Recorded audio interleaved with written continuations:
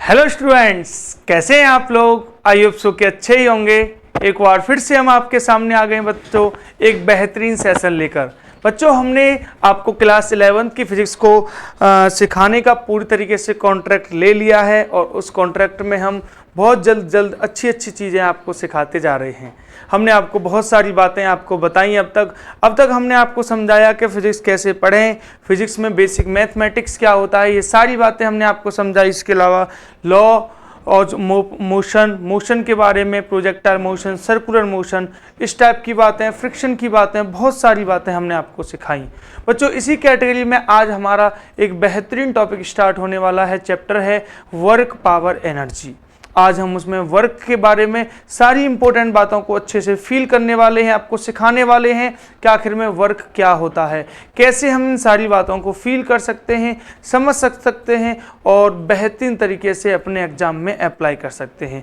तो बिल्कुल बेसिक से टॉप लेवल तक आपको ले जाने वाले हैं, बहुत अच्छे से आपको सारी बातें सिखाने वाले हैं। बने रहें आप हमारे साथ और मजा लें इस बेहतरीन सेशन का। तो स्टार्ट करते हैं आज वर्क पावर एनर्जी में वर्क क्या है, क्या बातें होंगी, वो सारी बातें मेरे साथ आपको यहाँ पर स्टार्ट की जाएंगी। और अगर आपको सब अच्छा लगे, पसंद आए, तो आप वीडियो को लाइक करें, शेयर करें और चैनल को सब्सक्राइब करें अगर आप न्यू स्टूडेंट हैं तो, क्योंकि आपका एक शेयर किसी बच्चे को फिजिक्स सिखा सकता है। तो स्टार्ट करते हैं बच्चों। आज की जो हमारी स्टार्टिंग हो रही है वो वर्क से हो रही है कि सर वर्क क्या है, हम क्यों वर्क के बारे में पढ़ रहे हैं, क्या क्या हम सीखने वाले हैं यहाँ पर, वो सारी बातें हम आपको समझाने वाले हैं। सबसे पहला पॉइंट जो होगा वर्क में वो यही होगा कि if a force applied on any body then body displaced। जब हम किसी बॉडी पर फोर्स लगाएंगे तो बॉडी में क्या हो जाएगा, डिस्प्लेसमेंट हो जाएगा, बॉडी डिस्प्लेस हो जाएगी। और नेक्स्ट लाइन से लिख लेंगे अब, now scalar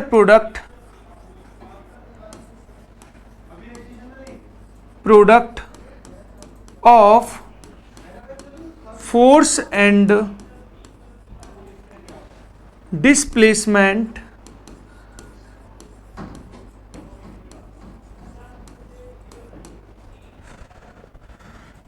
will equal to work done। यानी अगर अपन नेक्स्ट लाइन से फील करते हैं तो बेटा वर्क इज इक्वल टू होता है F vector dot S vector, या इसको लिख सकते हैं अपन एफ एस कॉस थीटा। यहाँ जो थीटा होगा वो फोर्स और डिस्प्लेसमेंट के बीच का एंगल रहेगा। बच्चों, अगर हम इसमें आपको और बातें फील कराएं तो आप जानते हैं कि वर्क एक कैसी क्वांटिटी है, स्केलर क्वांटिटी है। अगर हम इसकी एसआई यूनिट के बारे में बात करेंगे तो एसआई यूनिट जो हो जाएगी वर्क की वो जूल हो जाएगी। अगर हम इसकी सीजीएस यूनिट के बारे में बात करेंगे तो सीजीएस यूनिट जो होती है वर्क की बेटा जी वो अर्ग होती है। और इन दोनों में रिलेशन बोलेंगे तो 1 जूल इज इक्वल टू 10⁻7 अर्ग होता है। इसके अलावा अगर आपसे कोई पूछे कि what is the dimension of work, work की डायमेंशंस क्या हैं, तो वर्क की डायमेंशंस होती हैं mL/T-2। ये सब बातें आपको वर्क के बारे में बहुत अच्छे से समझनी है, ध्यान रखनी है और यहाँ से बनने वाले क्वेश्चन को आपको हैंडल करना है। ठीक है, तो ये बातें मैंने आपको बताई हैं वर्क के बारे में। आई होप सो कि आपको सारी बातें पसंद आई होंगी। आप फटाफट से इसका स्क्रीनशॉट लीजिए, नोट्स बनाइए। अभी हम वर्क के बारे में और भी बातें करेंगे। अभी हमारा पॉइंट नंबर ए था जिसमें हमने वर्क के बेसिक फॉर्मूले को आपको बताया है कि फॉर्मूला क्या है, हम कैसे पढ़ते हैं, और भी बातें हम करने वाले हैं यहाँ पर आगे। अब हम पॉइंट नंबर बी पर आ गए हैं बेटा जी। तो पॉइंट नंबर बी में क्या है, पॉइंट नंबर बी में हमारे पास हम वर्क के बारे में दोबारा से इस बात को लिख सकते हैं, वर्क इज इक्वल टू क्या होता है, एफ एस कॉस थीटा। तो ये जो cos थीटा की वैल्यू है यही डिसाइड करेगी कि वर्क पॉजिटिव होगा, नेगेटिव होगा या जीरो। हाँ जी, वर्क में तीनों चीज़ें हो सकती हैं, वर्क पॉजिटिव भी हो सकता है, नेगेटिव भी हो सकता है और जीरो। आओ कैसे होगा फील करते हैं। अगर बेटा थीटा की जो वैल्यू है वो ग्रेटर देन इक्वल टू है जीरो एंड लेस देन है 90 डिग्री, अगर थीटा की वैल्यू ये वाले केस को सेटिस्फाई करती है तो इस केस में अपने पास जो वर्क निकल के आएगा वो वर्क कैसा निकल के आएगा बच्चों, पॉजिटिव आएगा। अगर थीटा की वैल्यू जो है वो 90 डिग्री ही है तो उस केस में बेटा आपको पता है कि cos 90 जीरो होता है, तो वर्क भी कितना आएगा बेटा जी, जीरो आएगा।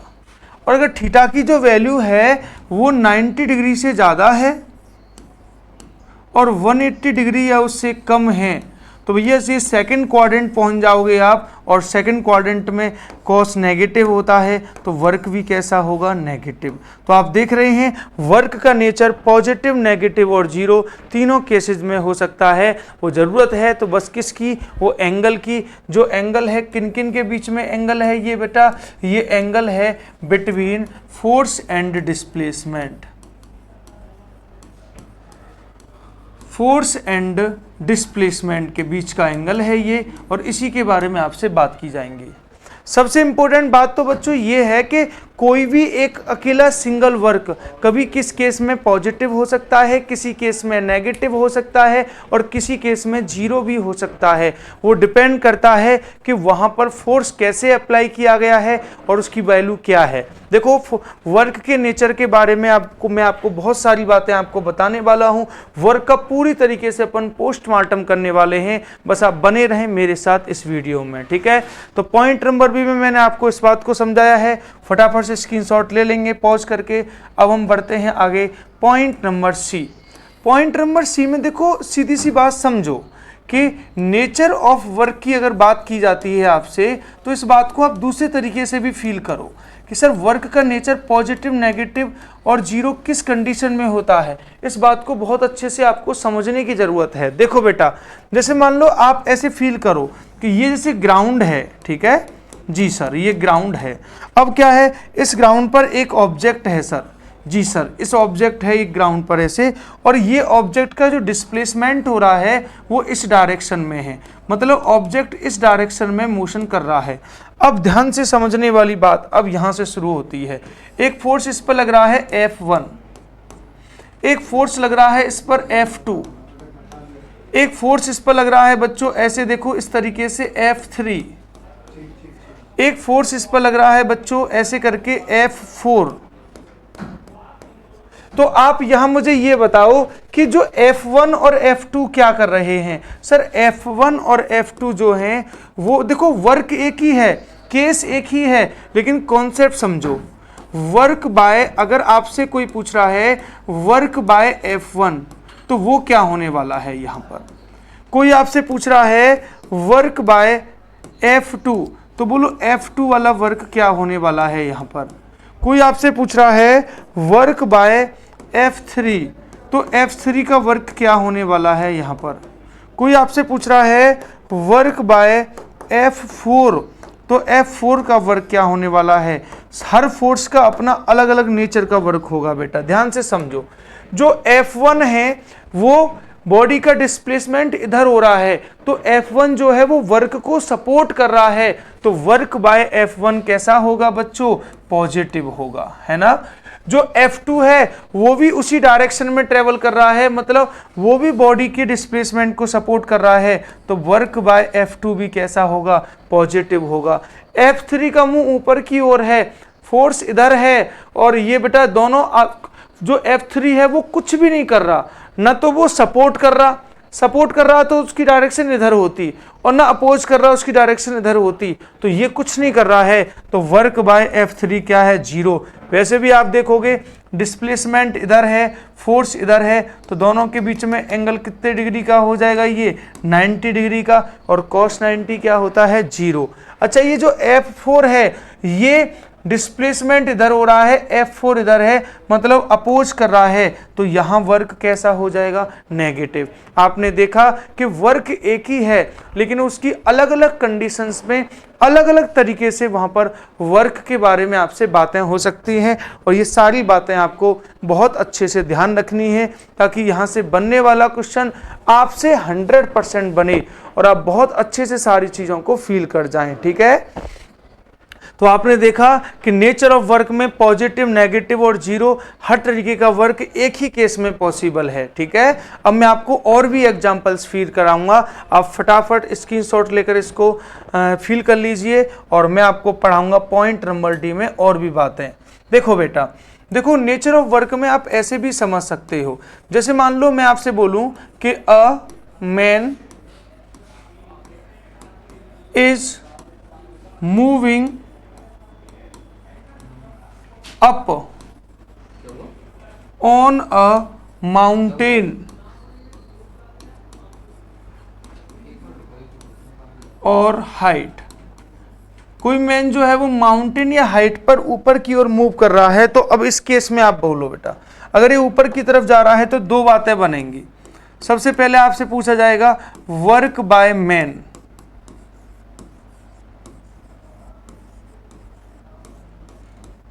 और एक आपसे पूछा जाएगा बेटा वर्क बाय ग्रेविटी।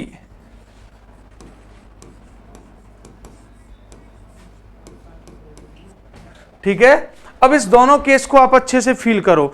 जब मैन ऊपर की ओर जाएगा तो वो खुद ही चलकर ऊपर जाएगा, मतलब वो भी अपवर्ड डायरेक्शन में ऊपर की ओर फोर्स लगाएगा और जाएगा भी ऊपर की ओर, तो वर्क बाय मैन कैसा होगा, इसमें पॉजिटिव। लेकिन जब मैन ऊपर जाएगा तो ग्रेविटी तो उसको नीचे खींच रही होगी बेटा, तो वर्क बाय ग्रेविटी कैसा होगा, वहां पर नेगेटिव। आपने देखा कि वर्क एक ही है लेकिन मैन की वजह से वर्क कैसा है, पॉजिटिव, और उसकी वजह से वर्क कैसा है, ग्रेविटी की वजह से वर्क कैसा है, नेगेटिव।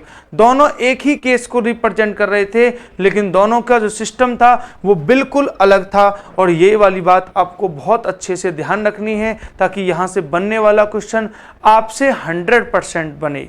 क्लियर बात बेटा? तो अच्छे से आप सारी बातें समझेंगे, फील करेंगे। ये था बेटा।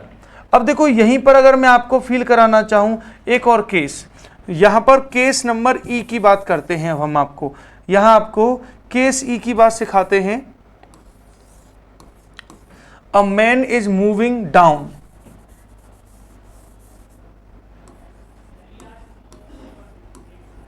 फ्रॉम माउंटेन और हाइट।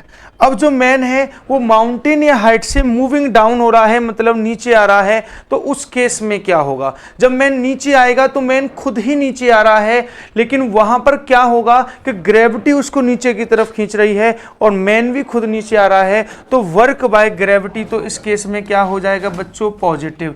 लेकिन जब मैन नीचे आएगा ना तो ग्रेविटी उसको नीचे खींच रही होगी, तो ग्रेविटी को बैलेंस करने के लिए वो अपोजिट डायरेक्शन में ऊपर की ओर फोर्स लगाएगा, और इसलिए वर्क बाय मैन उस कंडीशन में कैसा होगा, नेगेटिव। अरे भाई आप किसी ऊपर से हाइट से नीचे आ रहे हो तो आप अपने गाड़ी में, बाइक में, कार में ब्रेक्स लगाओगे कि नहीं लगाओगे, तो वहां वर्क बाय मैन या यू क्या होगा बेटा, नेगेटिव होगा। क्योंकि ग्रेविटी को बैलेंस करने के लिए आपको अपोजिट डायरेक्शन में भैया फोर्स लगाना ही पड़ेगा।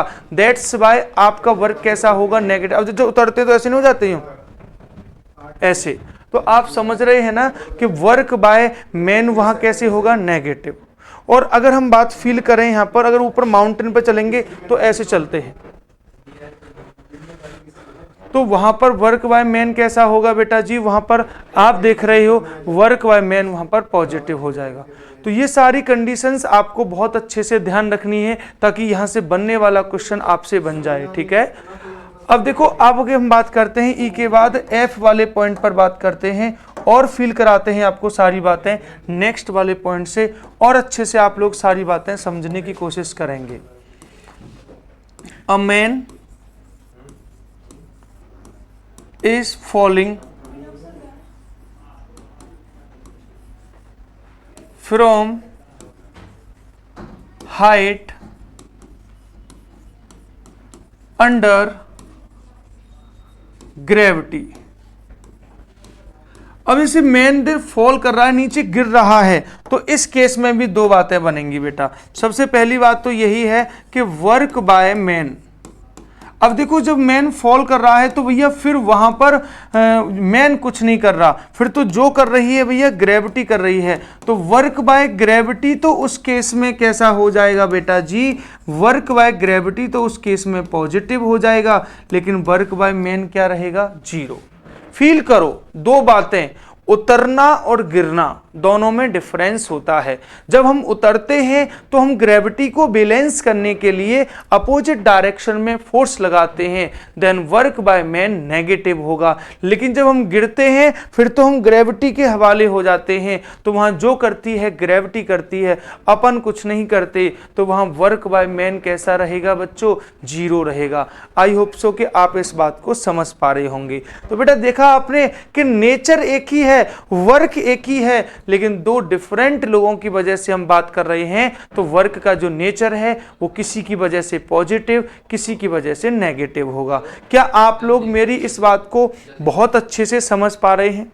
जैसे एनडीए में एक क्वेश्चन आया था कि अगर एक आदमी किसी बकेट को उठा रहा है ऊपर, तो वर्क बाय मैन कैसा होगा, सर पॉजिटिव होगा, क्योंकि मैन भी ऊपर फोर्स लगा रहा है, बकेट भी ऊपर जा रही है।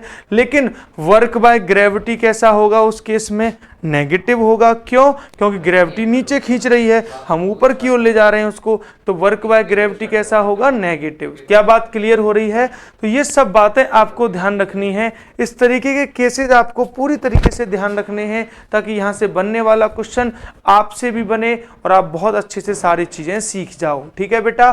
तो फील करेंगे, अच्छे से ध्यान रखेंगे इस वाले केस के बारे में। सारी बातें जो मैंने आपको सिखाया है वो सब आपको पता होना चाहिए। चलो अब हम आपको लेके चलते हैं नेक्स्ट टॉपिक के पास। तो वर्क के बारे में ये सारी बातें हमारे पास हो गई हैं। अब जैसे एक क्वेश्चन आए मेरे पास, क्वेश्चन आएगा a body of mass m is being taken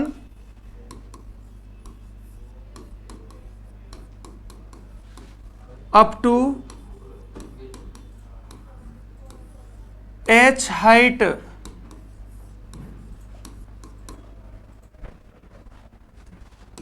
then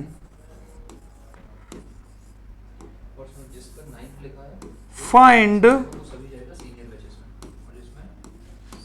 work by gravity।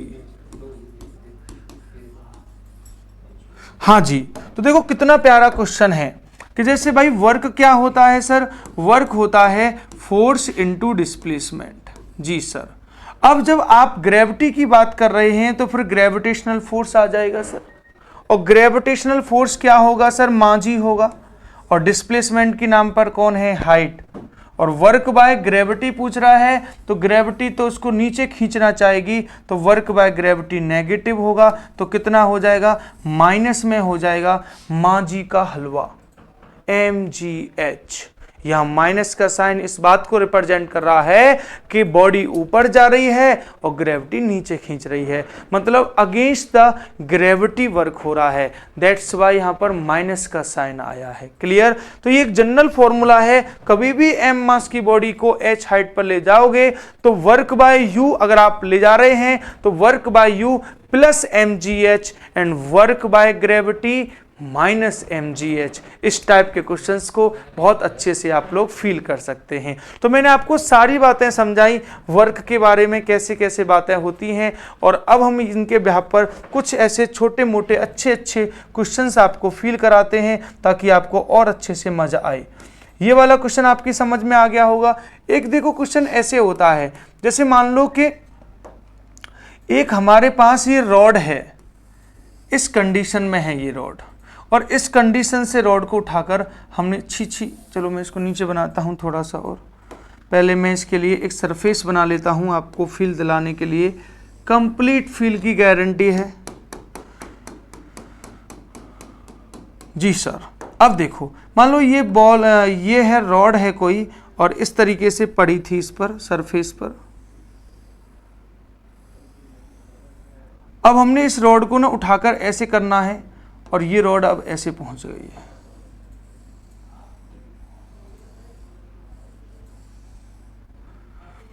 Rod में दो बातें थी, वो अब ध्यान रखेंगे। रॉड का जो मास था वो m था, तो अब वो m मास रॉड वाला बेटा जी यहाँ पहुंच जाएगा, क्योंकि इस मास वहां होता है जहां सेंटर मास होता है।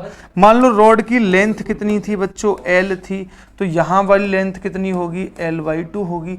मतलब अगर आपने रॉड को यहाँ से ऐसे खड़ा कर दिया है, क्वेश्चन आएगा कि रॉड को उसकी हॉरिजॉन्टल पोजीशन से वर्टिकल पोजीशन पर लाकर खड़ा करने में कितना वर्क होगा। तो आप जानते हैं sir work is equal to क्या होता है, आजकल वर्क इज इक्वल टू होता है mgh, है ना।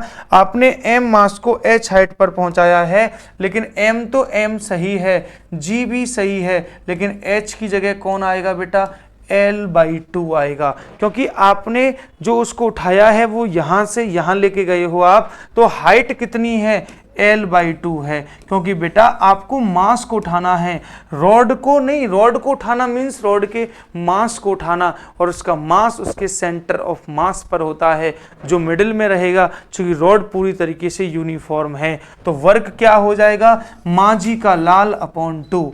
आप लोगों को ये वाली बात अच्छे से समझनी है, फील करनी है कि किस टाइप से हम ऐसे क्वेश्चंस को आपको फील करा रहे हैं, ताकि यहाँ से बनने वाला क्वेश्चन आप लोगों से बन जाए। तो बहुत ही बेहतरीन तरीके के क्वेश्चंस यहाँ से बनते हैं, और मैंने आपको फील कराने की पूरी गारंटी ली है। अब मैं आपको दूसरे वाले क्वेश्चन को फील कराता हूँ। एक क्वेश्चन यहाँ से इस टाइप का भी बनेगा, एक क्वेश्चन यहाँ से ऐसे बनेगा कि a force F vector is equal to 2i minus j plus 3k newton displaced a body from point A 1, 3, -2 to B 2, 4, 1, then find work। ये क्वेश्चन आपके पास आएगा। तो आपको फोर्स तो क्वेश्चन में गिवन है बेटा जी, अब आपको फाइंड करना है डिस्प्लेसमेंट। तो देखो बॉडी को कहां से डिस्प्लेस किया है, ए पॉइंट से डिस्प्लेस किया है, तो ए इसका कौन सा वाला पॉइंट बन गया है बच्चा, इनिशियल पॉइंट बन गया है, और ये जो जहां लेके गए हैं वो उसका फाइनल पॉइंट बन गया है, यानी बी इसका फाइनल पॉइंट बन गया है। अब इसके बाद की कहानी समझेंगे। तो अगर हमसे कोई पूछ रहा है डिस्प्लेसमेंट वेक्टर, क्या पूछ रहा है हमसे, डिस्प्लेसमेंट पूछ रहा है, तो बेटा डिस्प्लेसमेंट एस क्या होगा, डिस्प्लेसमेंट होगा O B vector minus O ए वेक्टर, ठीक है, यानी बी का final position minus initial position.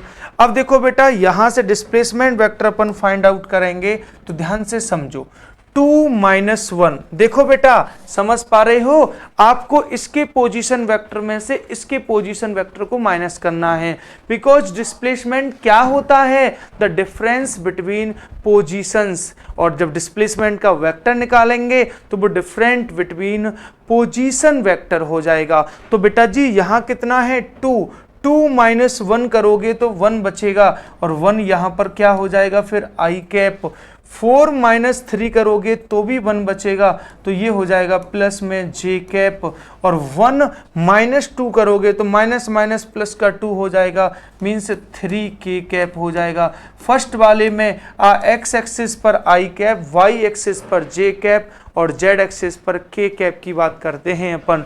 तो डिस्प्लेसमेंट वेक्टर आ चुका है आई जे के 3k, और फोर्स है बेटा 2i - j + 3k। अब अगर हमको वर्क फाइंड करना है बच्चा, तो वर्क क्या होता है, F vector dot S vector होता है।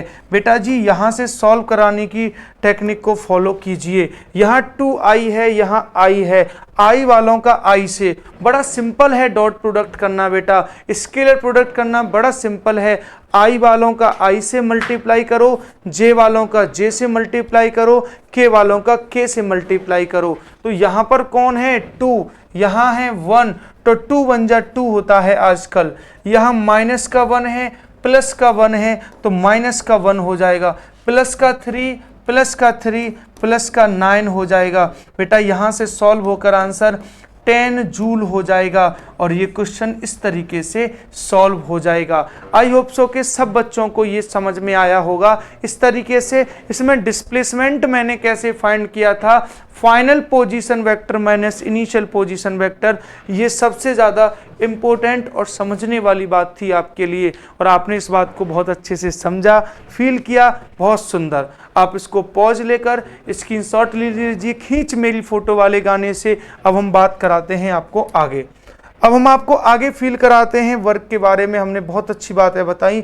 अब तक जो हम वर्क पढ़ रहे थे बच्चों, उसमें वर्क हम पढ़ रहे थे एक कांस्टेंट फोर्स होता था और हम वर्क निकालते थे फोर्स इनटू डिस्प्लेसमेंट। लेकिन अब हम वर्क पढ़ने वाले हैं by variable force. Variable force means जो फोर्स चेंज होता रहे, जो टाइम टाइम पर फोर्स चेंज होता रहे, जिसकी वैल्यू एक फिक्स वैल्यू ना रहे, कांस्टेंट ना रहे, तब हम वर्क कैसे फाइंड करेंगे बच्चों। ये मोस्ट इंपॉर्टेंट टॉपिक है, मोस्ट इंपॉर्टेंट आर्टिकल है और यहाँ से बहुत सारी बातें आपको सिखाई जाती हैं। मान लो बेटा कि यार फोर्स कांस्टेंट नहीं है, फोर्स चेंज हो रहा है, लेकिन यार इतना तो समझा जा सकता है ना कि बहुत छोटे से डिस्प्लेसमेंट के लिए तो फोर्स को कांस्टेंट मान सकते हैं ना। मतलब मैं अगर आपसे बात करूं कि we can consider force is constant for very small displacement, for very small displacement, और ब्रैकेट में लिख लो बेटा dx, और बेटा उसके हिसाब से now dw is equal to हो जाएगा f into d x. dw क्या है, वेरी स्मॉल वर्क, और बेटा dx क्या है, वेरी स्मॉल डिस्प्लेसमेंट। बेटा जी पूरी फिजिक्स में जहां भी स्मॉल d आता है, जो डिफरेंशिएशन का सिंबल होता है, वो बेटा वैसे वेरी स्मॉल को रिप्रेजेंट करता है। अब d को रिमूव करना है तो नागराज को आना पड़ेगा। अब नागराज क्योंकि इंटीग्रेशन जो है ये डिफरेंशिएशन का जस्ट रिवर्स प्रोसेस होता है, तो वो इसको रिमूव कर देगा। तो सीधी सी बात है कि अगर हमारे पास फोर्स जो है वो वेरिएबल हो, फोर्स जो है वो नॉन कांस्टेंट हो, फोर्स चेंज होने वाला हो, तो हम उस केस में बेटा जी फोर्स का डिस्प्लेसमेंट के रेस्पेक्ट में क्या कर देंगे, इंटीग्रेशन कर देंगे, तो वहाँ से वर्क हमें सीधे सीधे मिल जाएगा। ठीक है, तो इस टाइप की बातें आप लोग यहाँ पर ध्यान रखेंगे ताकि यहाँ से बनने वाला क्वेश्चन आपसे बन जाए और आप बहुत अच्छे से सारी चीज़ें सीख जाओ। ठीक है, ठीक है बेटा। अब कैसे करते हैं, एक क्वेश्चन करा के आपको फील कराते हैं इस बात को।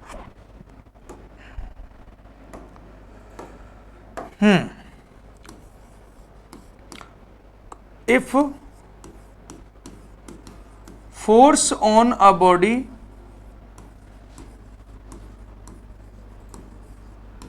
F is equal to 3x square minus 2x plus 4 newton, then find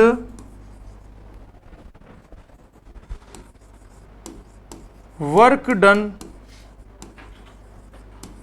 from displacement x1 is equal to 2 meter to x2 is equal to 5 metre. तो आपको 2 से 5 मीटर के बीच में क्या निकालना है बेटा, वर्क कैलकुलेट करना है। ये क्वेश्चन अपने पास आया, बहुत सिंपल क्वेश्चन है बेटा। डी डब्ल्यू इज इक्वल टू क्या होता है, एफ इंटू डी एक्स होता है। अब डी डब्ल्यू इज इक्वल टू एफ की जगह क्या रखोगे बच्चा, 3x² minus 2x plus 4 into dx। और बेटा इसको हटाना है तो भैया फिर किसको बुलाना पड़ेगा, नागराज को। अब आप जानते हैं स्टार्टिंग में वर्क क्या होगा, 0, और स्टार्टिंग में डिस्प्लेसमेंट कितना है, x1 की वैल्यू 2, फिर वर्क कितना हो जाएगा w, और डिस्प्लेसमेंट कितना है बच्चों 5। तो अब dw का इंटीग्रेशन तो w आ जाएगा, इधर से तो फिनिश हो जाएगा, इधर का इंटीग्रेशन करना सीखो, बस क्वेश्चन आपके पास हो जाएगा। 3x² का इंटीग्रेशन होगा x³/3, खूब अच्छे से बताया है। x की पावर n का इंटीग्रेशन होता है क्या, x की पावर n का होता है x की पावर n+1 n+1/n+1, और बहुत अच्छे से समझाया है मैंने सारी बातें आपको। और बेसिक मैथमेटिक्स की मेरी पहली वाली वीडियो में आपने को बहुत अच्छे से सिखाया है how to start the physics. अगर आपने नहीं देखी है तो फटाफट से देखें, मेरी फर्स्ट वीडियो है प्लेलिस्ट में, ठीक है।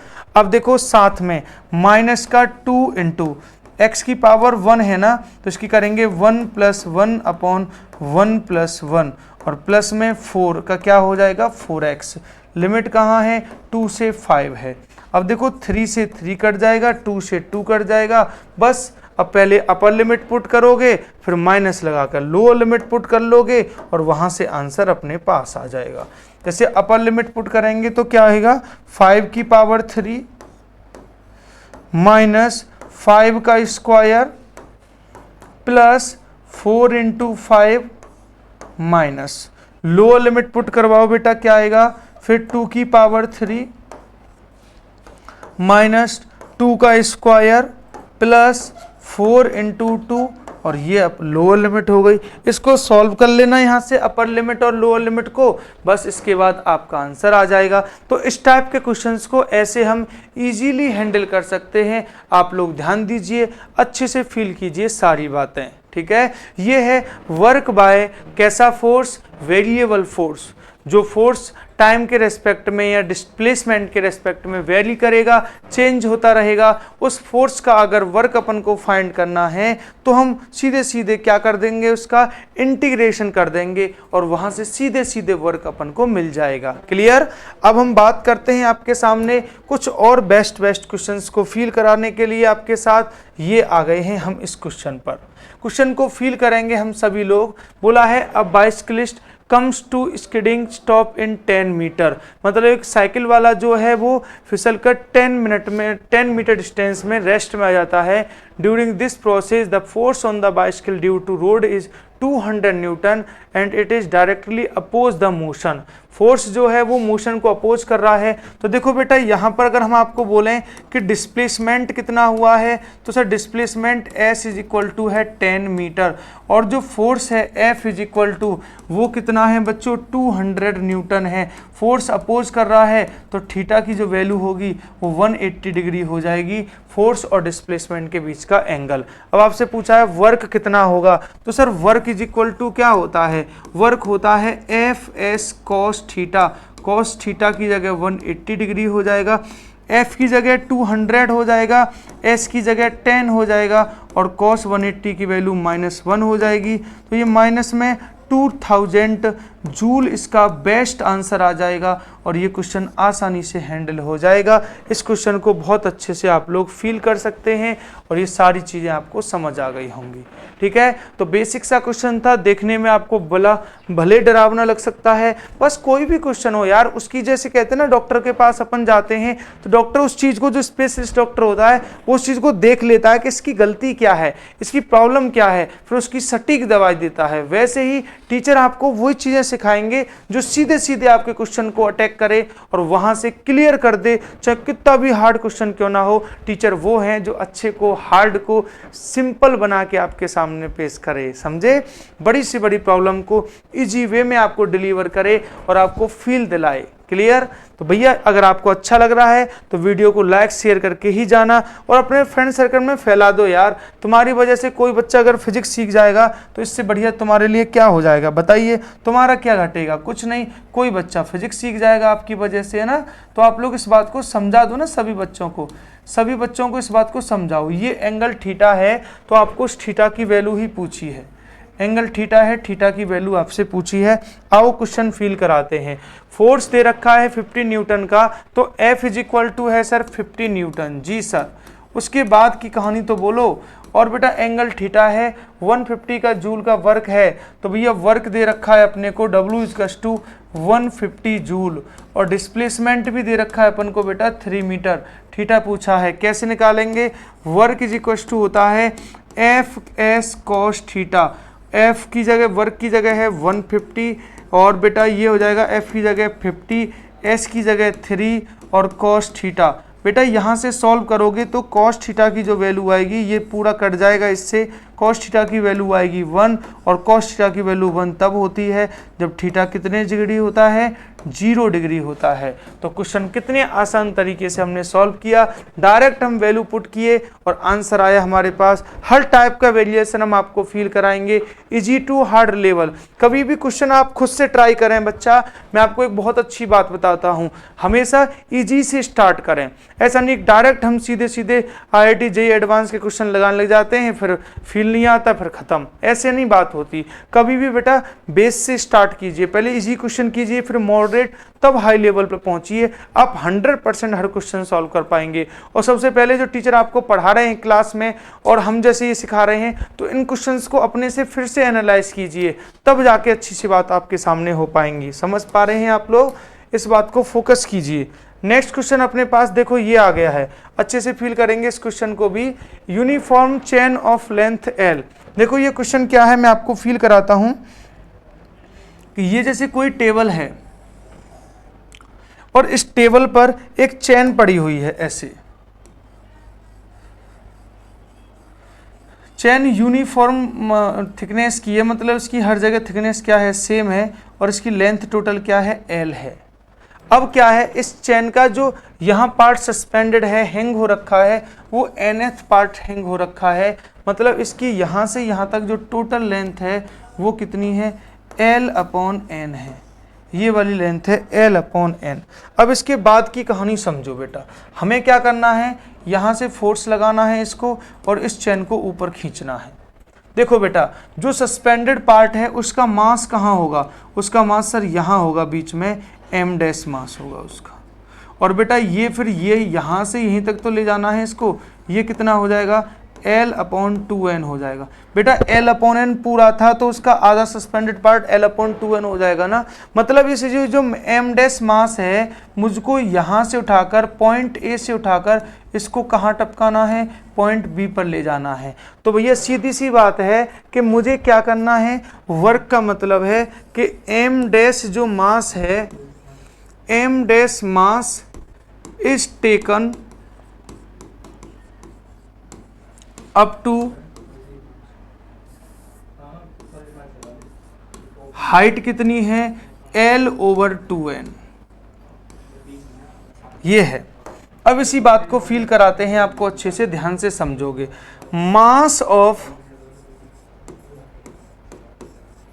L लेंथ, टोटल लेंथ का मास कितना होगा? वो तो दे रखा है बच्चों m। तो अब हमसे बोलें then mass of L/n length. तो जब लेंथ को 1/n पार्ट किया है तो मास का भी तो m/n पार्ट हो जाएगा, और ये m/n ही क्या है अपने पास? m' है। क्या आपको ये वाली बात समझ में आ रही है? अगर लेंथ L/2 होगी तो मास m/2 होगा, लेंथ L/3 होगी तो मास m/3 होगा। मतलब जितने पार्ट आप लेंथ के करोगे उतने ही पार्ट वहां मास के हो जाने वाले हैं। क्योंकि भाई सिंपल सी बात है, ऐसे चेन है, अब यहाँ इसके 3 पीस कर दिए तो मास भी 3 पार्ट में डिवाइड हो जाएगा। क्योंकि जितनी जो चेन की थिकनेस है वो क्या है? यूनिफॉर्म है, एक समान है। समझ पा रहे हैं आप लोग? तो m डैश ये हो गया, हाइट ये हो गई। अब कितना सिंपल सा क्वेश्चन हो गया ना। वर्क इज इक्वल टू क्या होता है बच्चों? वर्क इज इक्वल टू होता है mgh। m की जगह कौन आएगा? m अपॉन n आएगा। g की जगह तो g ही रहेगा, और हाइट की जगह कौन आएगा बच्चों? L ओवर 2n आएगा। तो यहाँ से सॉल्व करेंगे तो mgl और अपॉन में कौन आ जाएगा बेटा? 2n का स्क्वायर हो जाएगा, और यही इस वाले क्वेश्चन का आंसर हो जाएगा। अब ये जो मैंने केस आपके लिए बनाए हैं माझी का लाल अपॉन 2n स्क्वायर, ये एक जनरल केस बन गया है कि किसी लेंथ किसी चेन का nth पार्ट अगर सस्पेंडेड है तो वर्क होगा mgl अपॉन 2n स्क्वायर। अगर उसका हाफ पार्ट सस्पेंडेड है तो n की जगह कितना पुट कर दिया जाएगा? वहां पर 2 पुट कर दिया जाएगा। अगर उसका थर्ड पार्ट सस्पेंडेड है तो n की जगह 3 पुट कर दिया जाएगा। जितना पार्ट उस चेन का सस्पेंडेड होगा n की जगह अपन उतने से ही वैल्यू को पुट कर देंगे, और वहां से सीधे सीधे क्वेश्चन हमारे पास सॉल्व हो जाएगा। तो ऐसे क्वेश्चंस को इजी वे में अपन ऐसे सॉल्व कर सकते हैं। आई होप सो कि आपको सब समझ में आ रहा है, आप लोग अच्छे से फील कर पा रहे होंगे, तो बहुत अच्छी बात है। आप इसी तरीके से मेहनत करते रहिए और इन चीज़ों को बहुत अच्छे से आप लोग समझते रहिए, ठीक है। फटाफट से इसका स्क्रीनशॉट ले लीजिए पॉज करके। बेहतरीन क्वेश्चन था आपके पास जो मैंने आपको फील कराया है। अब हम आपको लेके चलते हैं इस वाले क्वेश्चन के पास। ये क्वेश्चन भी बहुत ही प्यारा क्वेश्चन है। आपसे बोला है relation between W1 W2 W3, मतलब तो एक ए पॉइंट से बी पॉइंट पर, ए से बी पॉइंट पर सपोज दैट इसकी हाइट जो है बच्चा वो h है, तो ए से बी पॉइंट पर 3 लोग जाते हैं और तीनों का जो वे है वो डिफरेंट है। ए भैया तो एक तो ऐसे जाते हैं सीधे यों पहुंच जाते हैं, दूसरे ऐसे जाते हैं, तीसरे ऐसे जाते हैं। तो भैया आपसे पूछा है वर्क में डिफरेंस। देखो बेटा आप जानते हैं कि यहाँ ग्रेविटेशनल फोर्स वर्क करेगा, और ग्रेविटेशनल फोर्स जो है वो एक कंजर्वेटिव फोर्स है, और किसी कंजर्वेटिव फोर्स का जो वर्क है वो पाथ पर डिपेंड नहीं करता। That's why work all 3 cases में सेम रहेगा। मतलब आपका जो रिलेशन आएगा वो ये आएगा कि W1 is equal to W2 is equal to W3, और तीनों की वैल्यू होगी बच्चों कितनी? mgh। इस तरीके से आप इस बात को समझने की कोशिश करेंगे, यहाँ से बनने वाला क्वेश्चन आपसे भी 100% बनेगा और आप बहुत अच्छे से सारी चीज़ें समझ जाओगे, ठीक है। तो ये वाला केस आप ध्यान रखेंगे। ये कभी किसी समय में IIT में पूछा गया क्वेश्चन था, लेकिन अब तो ये बहुत ही नॉर्मल सा बेसिक सा क्वेश्चन बन गया है अपने लिए, कभी भी बच्चा इसको सॉल्व कर लेता है। ये वाला क्वेश्चन फील करो बेटा। 300 joule of work is done in sliding a 2 kg block up an inclined plane of height 10 meter, work done against the friction edge। ठीक है, तो देखो क्वेश्चन क्या है, आपसे पूछ रहा है कि इतना वर्क किया गया है किसी बॉडी को ले जाने में, तो work done against the friction क्या हो जाएगा वो आपसे पूछा है, ठीक है। एक बात बताओ, वर्क अगर हम यहां से लेके जाएंगे तो सिंपल सी बात है, सबसे पहले ये बताओ वर्क ऑन ग्रेविटी कितना होगा। वर्क ऑन ग्रेविटी WG बोल लो उसको, तो वो होगा बेटा mgh। तो mgh बोले तो m की वैल्यू कितनी है 2, g की वैल्यू होती है 10 और h की वैल्यू भी है 10, तो ये हो जाएगा 200 जूल। लेकिन वर्क कितने 100 किया गया है? 300 जूल किया गया है। अब कितना सिंपल सा क्वेश्चन है ना।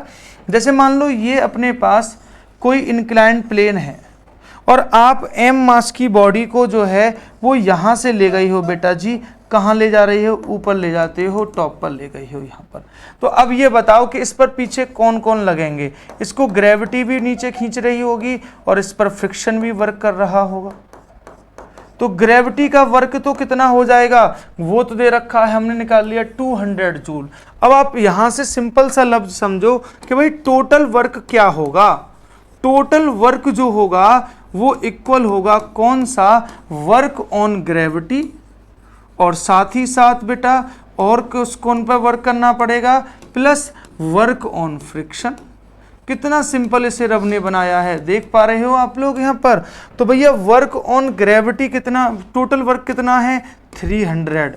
वर्क ऑन ग्रेविटी कितना है 200 हमने निकाल लिया है, तो प्लस वर्क ऑफ फ्रिक्शन जो आएगा वो ही यहाँ से फाइंड होके आ जाएगा। तो बताओ यहाँ से अगर हम फील करेंगे तो वर्क बाय फ्रिक्शन कितना हो जाएगा बेटा, वर्क बाय फ्रिक्शन हो जाएगा 300 माइनस 200 बोले तो 100 जूल, इसका बिल्कुल सटीक आंसर हो जाएगा। ठीक है, तो वर्क अगेंस्ट द फ्रिक्शन हो जाएगा 100 जूल। देखा आपने भाई टोटल वर्क कितना किया गया है बॉडी को ऊपर ले जाने में 300, उसमें कौन कौन पे वर्क किया होगा, ग्रेविटी भी उसको नीचे खींच रही होगी तो वो वर्क ग्रेविटी पर भी किया होगा और फ्रिक्शन पे भी किया होगा। तो work on gravity plus work on friction is equal to क्या होगा बेटा जी, टोटल वर्क होगा। वर्क ऑन ग्रेविटी कैसे निकाला सर मैंने, mgh। बेटा जी ध्यान दीजिए, अगर यहाँ पर फ्रिक्शन वर्क नहीं करता ना तो ये वाला आंसर 300 ही आता टोटल वर्क की वजह से,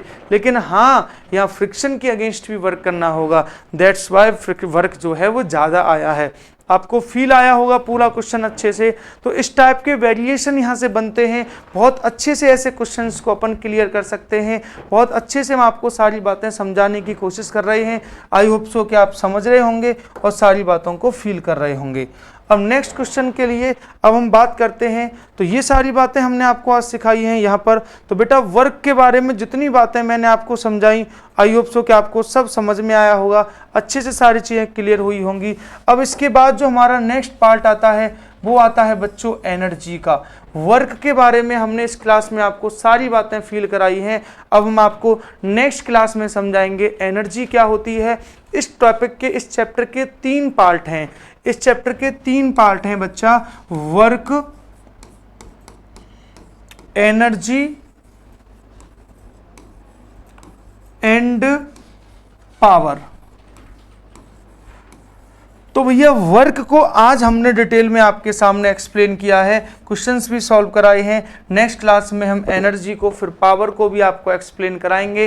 तो बहुत अच्छे से हमने आपको सारी बातें समझाई। आई होप सो कि आपको अच्छा लगा होगा। अच्छा लगे तो आप वीडियो को लाइक करें, शेयर करें और अपने फ्रेंड सर्कल में ज़्यादा से ज़्यादा फैलाएं ताकि उनका भी भला हो सके, वो भी सारी चीज़ों को बहुत अच्छे से सीख जाएँ। तो मिलते हैं आपसे नेक्स्ट वीडियो में और बेहतरीन कॉन्सेप्ट के साथ, एनर्जी को फील कराते हुए आपको नेक्स्ट सेशन में मिलेंगे आपके साथ। तब तक आप अपना ख्याल रखें, इसी तरीके से हंसते रहें, मुस्कुराते रहें और पढ़ते रहें हमारे साथ। जय हिंद, जय भारत।